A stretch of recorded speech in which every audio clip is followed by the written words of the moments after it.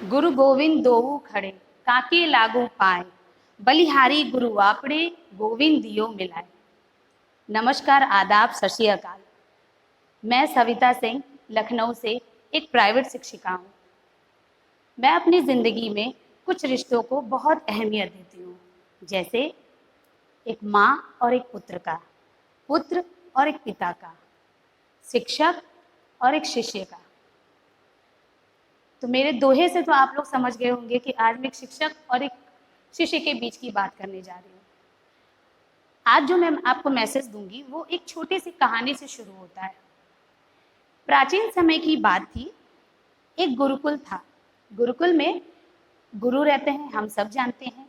वहाँ पे माता पिता, राजा महाराजा, पहले के लोगों की शिक्षा दीक्षा तो गुरुकुल में ही होती थी। अपने बच्चों को छोड़ जाते थे। गुरु अपने कुल के अकॉर्डिंग, मतलब अपनी शिक्षा के अकॉर्डिंग उनको अपने पास रखते थे और उनकी शिक्षा दीक्षा पूरी करते थे। एक बार एक शिष्य को अपने घर जाना था। उसने कुछ दिनों की छुट्टी मांगी अपने गुरु से और वो घर जाने लगा। घर जाते वक्त रास्ते में उसे बहुत जोर से प्यास लगी। रास्ते में उसने देखा कि एक कुआं है।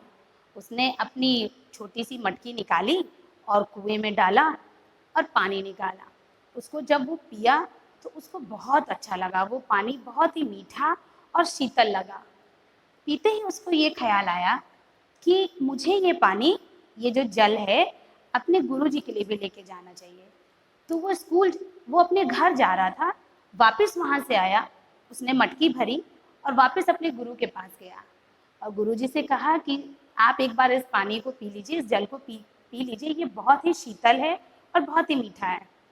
गुरुजी ने पिया और बोला, हाँ, ये बहुत ही मीठा है। अब शिष्य को अच्छा लगा और फिर उसके बाद उनकी आज्ञा लेके घर चला गया। कुछ देर बाद एक शिष्य और आया। उसने उसी मशक, मतलब मटकी, उसी मशक का पानी पिया। पानी पीते ही उसने कहा कि गुरुजी, आपने तो असत्य बोला। ये तो पानी, मतलब इस पानी में तो कड़वाहट है, ये तो मीठा है ही नहीं और ना तो शीतल है। तो गुरुजी ने कहा, हाँ, ये सत्य है कि मैंने उससे झूठ बोला था, लेकिन मिठाई या मिठास, शीतलता उसके हृदय में थी, उस शिष्य के हृदय में थी। हो सकता जब उसने अपनी ये मटकी भरी, तब पानी शीतल रहा हो और रास्ते में लाते लाते वो पानी कड़वाहट, मतलब उसमें कड़वाहट आ गई हो। उसमें उसकी तो गलती नहीं, उसमें उसका हृदय बहुत ही साफ था। इस कहानी से गुरुजी थे और चाहे मैं एक शिक्षिका के रूप में बस यही समझाना चाहती हूँ, बुराई चाहे जितनी हो, चाहे जितनी कड़वाहट हमारे ज़िंदगी में हो, समाज में आ गई हो, लेकिन हमें अपनी अच्छाइयों में और बुराइयों में हमेशा फ़र्क रखना चाहिए। अच्छाइयों को हमेशा ऊपर रखें, क्योंकि अच्छा बताने वाला सिर्फ एक शिक्षक ही होता है।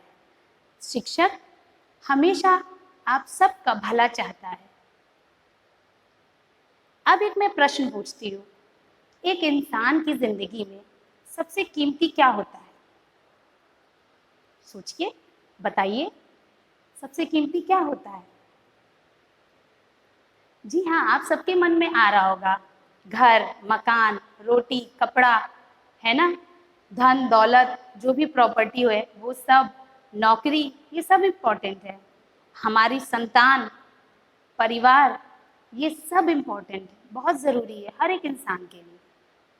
आज के समय में जो अब समय आ गया है, वो आश्रम वाला समय तो बीत गया कि जब माता पिता छोड़ जाते थे, चाहे वो श्री रामचंद्र जी हो, जो भी, मतलब अर्जुन हो, ये सब ने गुरुकुल की शिक्षा प्राप्त की है। अब तो वो समय नहीं रहा, लेकिन आज के भी समय में उस आश्रम का रूप ले रखा है ये विद्यालय। विद्यालय में जब आप लोग अपना बच्चा छोड़ते हैं और वही अपना बच्चा जब आप आस पड़ोस में, पार्क में, कहीं भी खेलने के लिए छोड़ते हैं, क्या आप इतना सेफ महसूस करते हैं?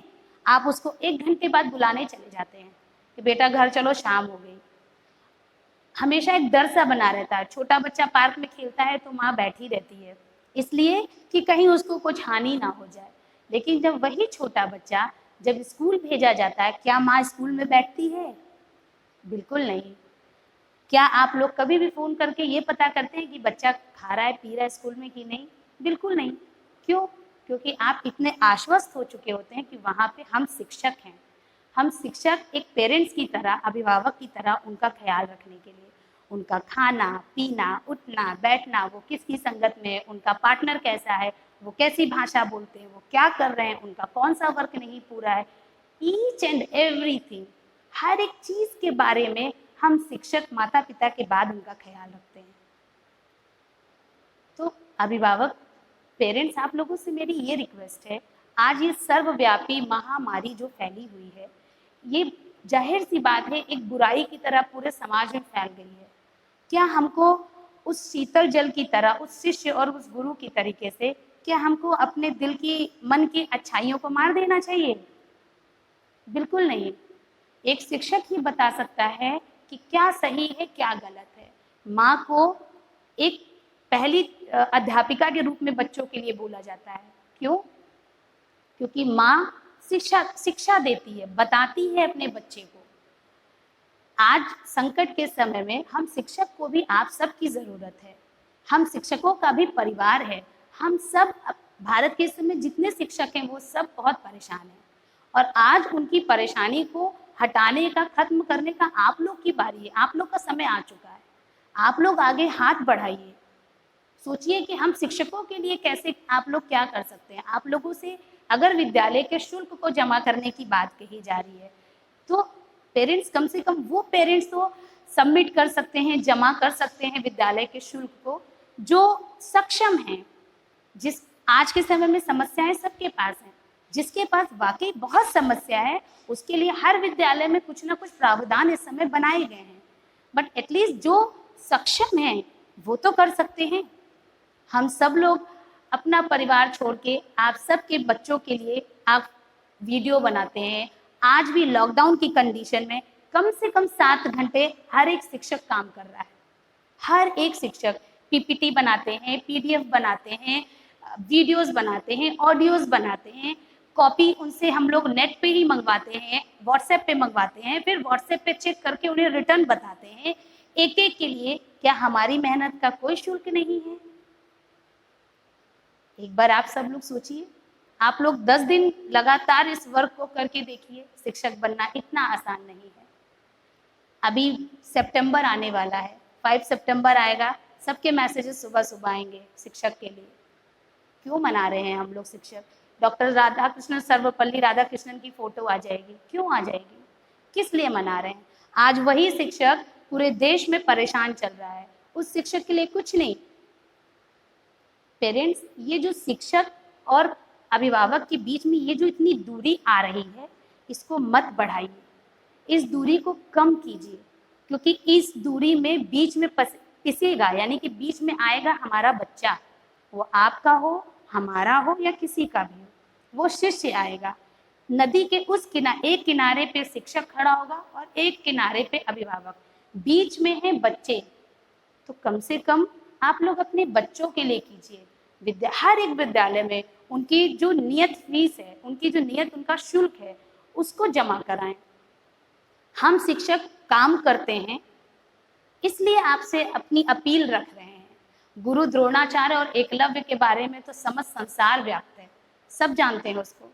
उस नन्हे से बालक ने गुरु दक्षिणा देते वक्त अपना अंगूठा काट दिया, उसने जरा से भी हिचक नहीं दिखाई।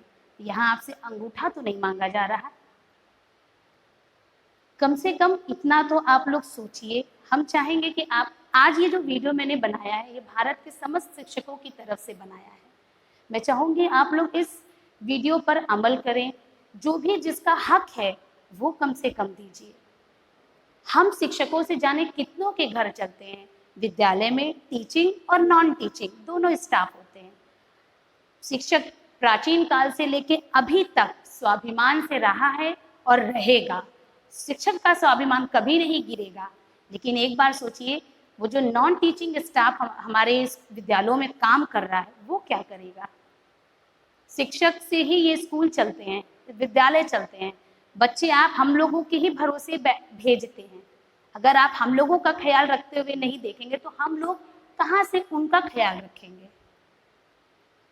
कम से कम उन पेरेंट्स से तो मेरी ये अपील है, दरख्वास्त है कि आप लोग, वो पेरेंट्स जो वाकई इस समय सक्षम हैं, वो लोग कृपा करके अपने हर एक विद्यालय में, जो जिस विद्यालय का है, वो उस विद्यालय में जाके अपनी फीस, अपना शुल्क जमा करें, क्योंकि इस समय सरकार नहीं, इस समय हमें कदम उठाना है।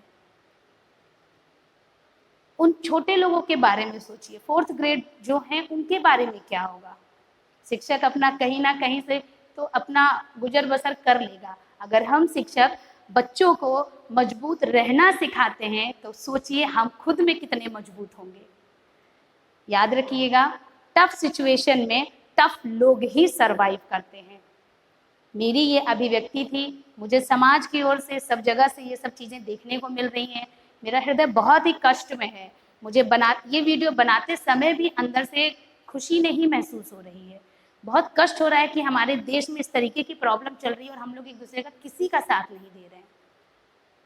कम से कम आप लोग कृपया साथ दें हम शिक्षकों का, शिक्षकों से जुड़े विद्यालय का, विद्यालय से जुड़े हर एक टीचिंग और नॉन टीचिंग सारे स्टाफ का, आप सब हम लोग थोड़ा थोड़ा मिलकर हाथ बढ़ाएंगे तो जाने कितनों का भला हो जाएगा।